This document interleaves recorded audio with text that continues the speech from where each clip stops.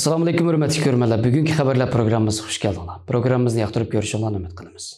Tövəndəki aytыңlar, bugungi xabarlarimizning tafsilotida bo'lsin. Sharq Turkistondagi Xitoy soqchilari jiddiy uqtirish chiqarib, fuqarolarning yon telefonida bor bo'lgan chet eldan telefon qabul qilish va so'zlash iqtidorini taqib etishni ogohlantirdi. Xitoy hukumati chet el bilan aloqasi bor bo'lgan kishilarning aloqa doirasini cheklash va Xitoy uchurlarining chet elga chiqib ketishini to'sish uchun Xitoyning 3 cho'ng xabarli shirkatlari bilan birlashib, chet eldan kelgan telefonlarni to'sish mulozimatini yo'lga qo'ygan bo'lib, fuqarolar bu cheklash mulozimatini tövəndəki usullar bilan bir necha minutga yetmagan vaqt ichida ocha oladi ekan. Chet eldan kelgan telefonlarni qabul qilish mulozimatini taqash qadam bosqichlari tövəndəkidek bo'ldi ekan. Ko'chma xabarlash obotlari 10.086 ga qisqa uchur yo'llash orqali xalqarodagi har qaysi davlatlar Shangang, Auman va Tayvandan kelgan har qanday nomerlarni qabul qilish va telefon urish mulozimatini cheklab o'tadi ekan. Telegraf ishlatuvchilari 10 mingga, birlashma xabarlash obotlari 10 ming 10 ga telefon qilib, xalqaro uzun yo'lli telefon qabul qilish va telefon urish mulozimatini to'sish iqtidorini chalaydi ekan. Xitoy soqchilari bu uqtirishga barliq fuqarolarning izchil moslashishini, agar bu uqtirishga sal qarab telefonning bu cheklash mulozimatini oshmagan kishilarning kelib chiqqan barliq oqibat ko'zining mas'ul bo'lganligini va qattiq bir taraf qilinganligi bilan ogohlantirgan.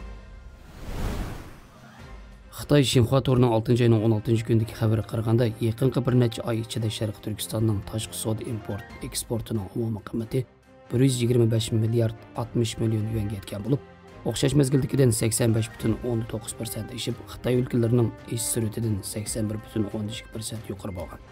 Yaqinqi bir necha oy ichida atalmish Xinjiangning O'rta Osiyodagi 5 davlatga qilgan import eksport qiymati 100 milliard 130 million yuan bo'lib, o'xshash mezgildagidan 99.9% oshgan. Yevropa ittifoqi qilgan import eksport qiymati o'xshash mezgildagidan 31.5% oshgan. Sharq Turkistondan eksport qilgan tovar tarkibi nuqtasidan qaraganda, kundalik turmush buyumlari, mexanik va yezigilik uskunalari va elektron mahsulotlar eksport qiymati o'xshash mezgildagidan ayrim holda 118.13% va 110.3% oshgan. Uningdan boshqa tokliq yo'lovchi tashish mashinasi, litiy-ionli batareya va quyosh energiyasi batareyasining eksport qiymati o'xshash mezgildagidan ayrim holda 85.19% va 90.2% eshib, Sharq Turkiston tashqi savdosining yaqinqi import eksport qiymati tarixdagi eng yuqori qiymatni yaratgan.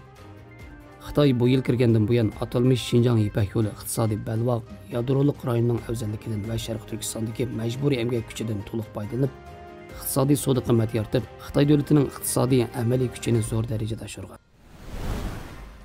Xitoy xabar torining 15-iyuldagi xabarda deyilishicha, yaqinqi kunlarda temperaturning uzluksiz o'rlishi ta'sirida Sharq Turkistonning Xotan rayonidagi Koilon tog' bag'rida qor muzlarning erish tezlishi sababidan Yo'rinqash daryosining suv nisbati o'rlab ketgan.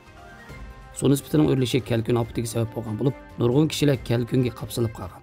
Kalkun optida daryoning o'tirib qapsilib qolgan bu kishilar atrofdagilarning yordam bilan qutqizib olingan. Yana yaqinda buyon Sharq Turkistonning ko'p qism joylarida yer tevrash ofati ko'payib qolgan. Vatanimizning janub rayonlari yer tevrash bir qadar ko'p bo'lgan joylar bo'lib, yaqinqi yer tevrash ofatlari Aqsu, Atosh, Ko'rla va Qashqar rayonlarida bir qadar ko'p yuz bergan. Qashqardagi yer tevrashda 4 kishi vafot bo'lgan bo'lib, bir qancha kishi yaralangan va oz miqdorda moddiy ziyon bo'lgan. Programmamizni yoqtirib ko'rganlarga rahmat. Ko'rishguncha omon bo'linglar. Xayr xo'sh, Allohga omonat.